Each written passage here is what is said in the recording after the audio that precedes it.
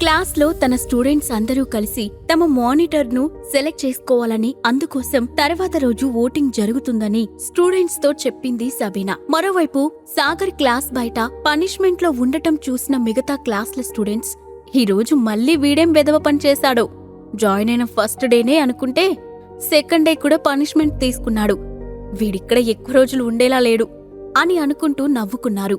కాసేపటికి class time అయిపోవడంతో హమ్మయ్యా time అయిపోయింది, కానీ ఈ మేడం నన్ను ఇప్పటికైనా వదిలేస్తుందో లేదో, నాకు మాత్రం చాలా టైర్డ్గా ఉంది అని అనుకున్నాడు సాగర్.